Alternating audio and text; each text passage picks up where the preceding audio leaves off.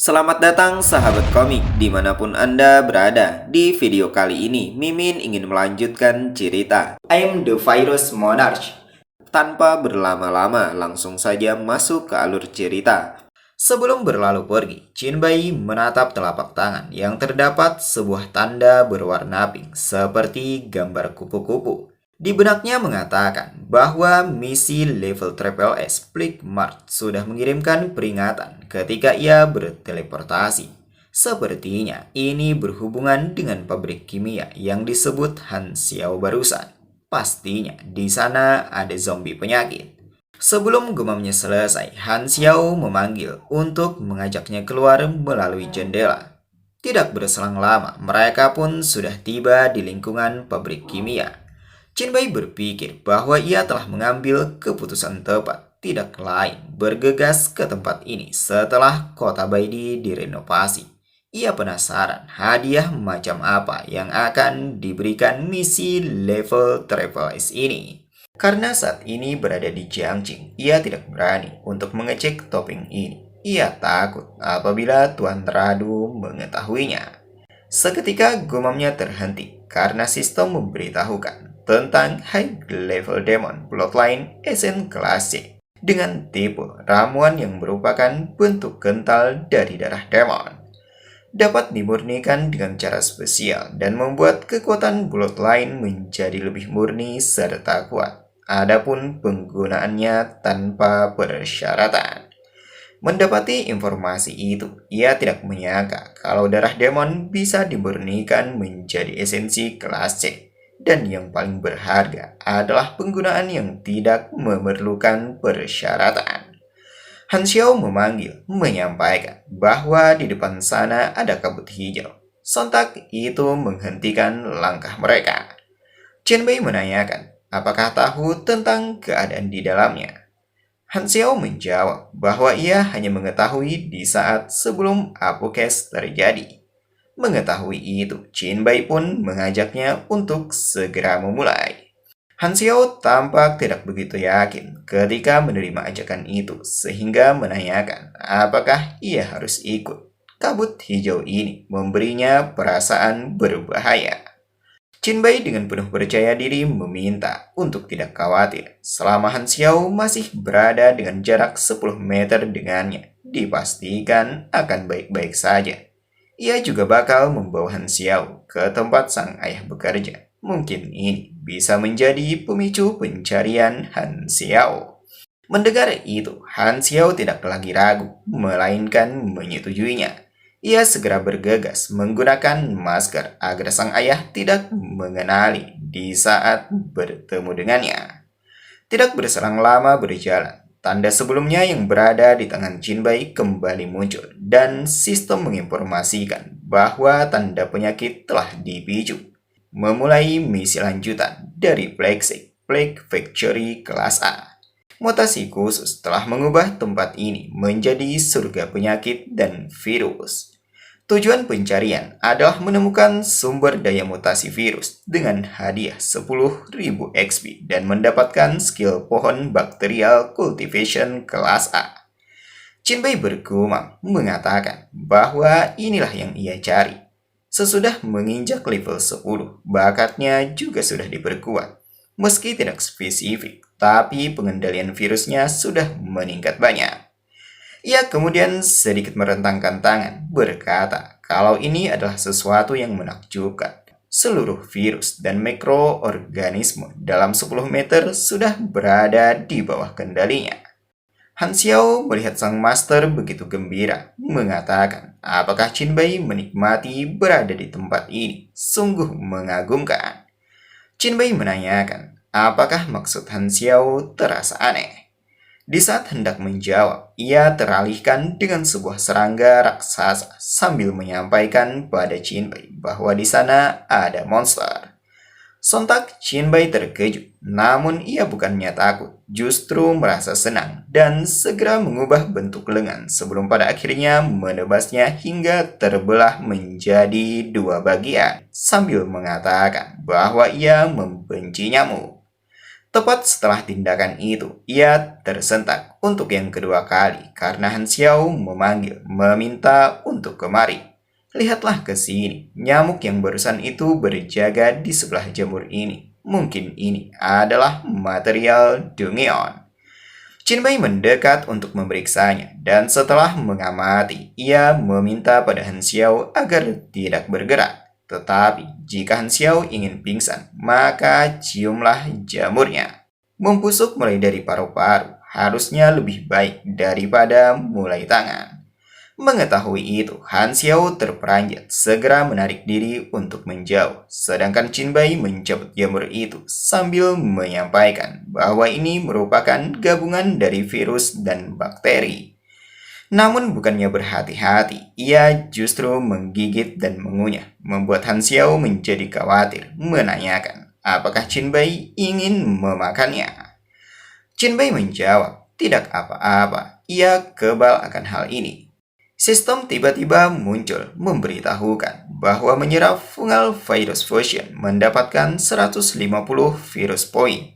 Mendapati itu, Jinbei mengatakan pada Han Xiao bahwa ini tidak buruk.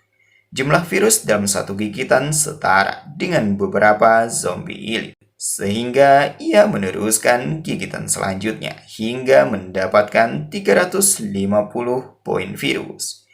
Ia kemudian melangkah mengajak Han Xiao untuk pergi ke asrama ayah Han Xiao terlebih dahulu. Setelah beberapa saat, mereka tiba di kota Megis, tempat pabrik asrama karyawan. Han Xiao menyampaikan bahwa ia sudah memeriksa semua tempat kerja sang ayah dan di sana ia tidak menemukan apa-apa. Sepertinya clue-nya tidak sesuai. Jinbei mengajak untuk melakukan pemeriksaan selanjutnya yang tidak lain adalah sumber dari penyakit ini. Tapi jika ia menyuruh Han Xiao untuk lari, maka Han Xiao harus pergi secepatnya. Han Xiao menyetujui, ia tidak akan ragu dan tidak akan menghambat Jinbei. Jinbei menunjuk sambil menyampaikan bahwa konsentrasi penyakit tertinggi ada di sana. Apakah tahu tempat apa itu? Han Xiao menjawab, seharusnya itu adalah kolam pengolahan limbah. Semua limbah dari pabrik disimpan di sana, yang mana terdapat 2 kolam besar dan dalam. Ia pernah ke sana hanya sekali dan mendapati udara yang membuat pusing. Singkat cerita, mereka pun memasuki kolam limbah itu. Terlihat ukurannya tidaklah main-main, layaknya yang Han Xiao sebutkan sebelumnya. Dan kini ia terlihat khawatir ketika mendapati kondisi yang ada. Jinbei yang menyadari itu menyuruhnya untuk menutupi tubuh menggunakan energi mental, karena itu dapat mencegah terkorosi jika Han Xiao jauh darinya. Han Xiao pun dengan segera mengikutinya. Di sisi lain, mereka bertemu dengan pria misterius yang tengah mengenakan jubah dan kupluknya sambil berkata, anak penyakit, pelayan virus, murid dari sekti. Bersamaan dengan kata-kata itu, ia melompat turun melalui jamur raksasa sebelum pada akhirnya melesat berlari untuk mendekat. Sedangkan Jinbei yang menyadari itu segera mengeluarkan teknik yang dimiliki untuk menghentikannya. Namun sayang, serangan yang ia lepaskan tidak berarti sama sekali. Ini membuat matanya terbelalak dengan perasaan tidak percaya. Bagaimana bisa teknik yang ia gunakan tidak bisa menembus pertahanannya? Terlebih lagi, Blade adalah bentuk serangan terkuatnya. Apakah benar pertahanan dari bos kelas A sekuat ini? Tiba-tiba hal yang tak terduga terjadi. Para binatang mulai bermunculan mengikuti si pria yang tengah berjongkok mengatakan, untuk dewa, mereka menawarkan ritual yang paling serius dan doa yang paling taat. Semoga dewa yang ditakdirkan akan menyalakan api ilahi segera. Semoga berkah dari penyakit menyebar ke seluruh dunia. Jinbei yang mendapati ini benar-benar bingung penuh tanya, sedangkan Han Xiao yang sudah bersiap untuk pergi ketika melihat itu mengurungkan niat menanyakan, apakah si pria dan para binatang beserta para tumbuhan tengah berlutut pada Jinbei.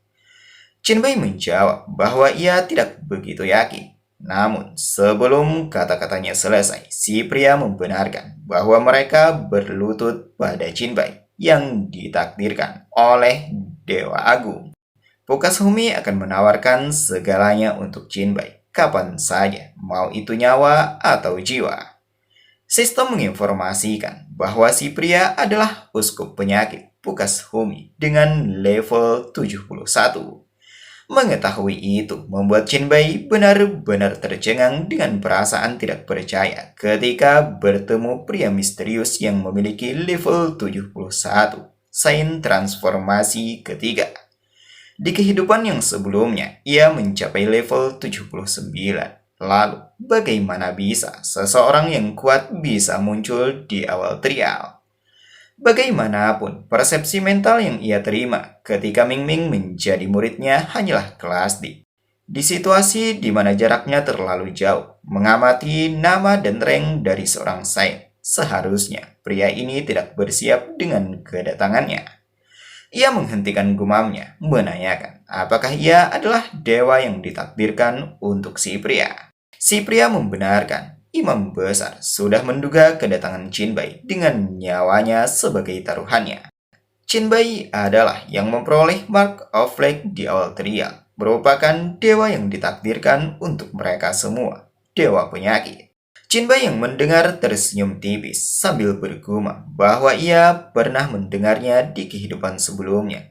Hal paling berharga dari talent kelas atas adalah mendapatkan kesempatan emas, seperti halnya yang ia alami saat ini, kesempatan dari Raja Virus. God of Lake ini terlihat lebih kuat dari cerita Bloodline Demon milik Han. Setelah gumamnya selesai, ia bertanya, lalu apa yang bisa ia lakukan untuk si pria? Pukashumi menjawab kalau mereka telah membayar dengan harga yang mahal untuk masuk ke awal trial. Itu semua untuk membantu Jinbai di trial ini. Betapa beruntungnya ia bisa melihat Jinbai di awal ini. Semua anggota yang datang ke sini bisa memberi Jinbai harta dari sekti sebanding dengan kekuatan yang mereka miliki. Namun sebelum itu, ia meminta maaf terlebih dahulu karena untuk menghindari penglihatan dari kehendak alam semesta, sehingga mereka tidak bisa memberikan hartanya secara langsung. Jinbei mengatakan kalau itu tidak masalah. Pukashumi pun mengucapkan terima kasih karena Jinbei telah mengerti. Tapi, bolehkah ia bertanya harta macam apa yang Jinbei butuhkan? Sebelum menyebutkan, Jinbei balik bertanya, apakah Pukashumi mempunyai job transfer scrollnya?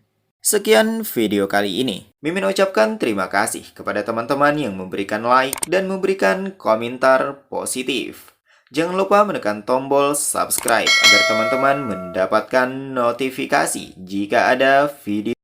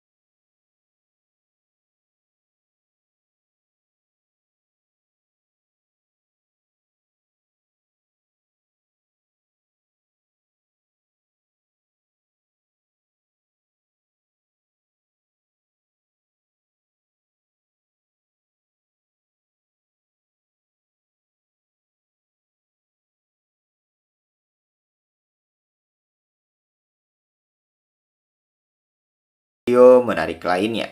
See you next video.